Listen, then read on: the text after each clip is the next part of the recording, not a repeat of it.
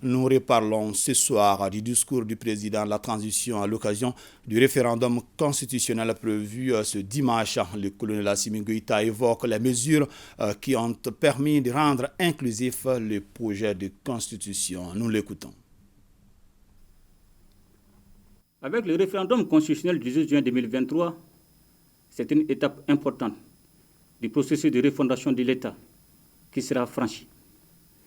C'est surtout une nouvelle page de la lutte héroïque de notre peuple pour sa souveraineté qui sera écrite en lettres d'or.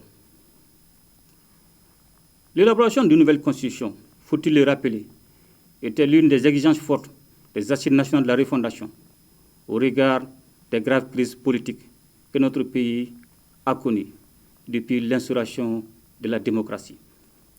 Aussi, pour les autorités de la transition, la recommandation avait valeur de commandement. En raison de l'importance de la Constitution, norme suprême pour un État, nous avons décidé d'imprimer le caractère le plus participatif et le plus inclusif possible au processus de son élaboration.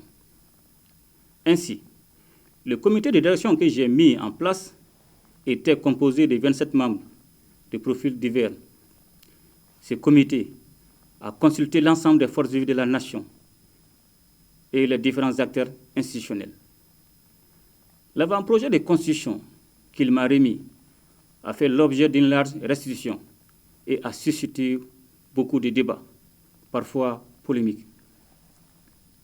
Mes chers compatriotes, guidé par le souci de créer un large consensus national autour du document, j'ai décidé de le soumettre à une commission de finalisation dont les membres au nombre de 68 ont été choisis parmi les représentants des institutions publiques, des forces vives de la nation et des Maliens établis à l'extérieur.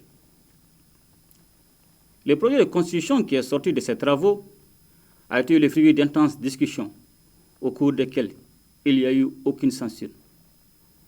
Nous pouvons bien affirmer que c'est un document écrit par les Maliens pour les Maliens.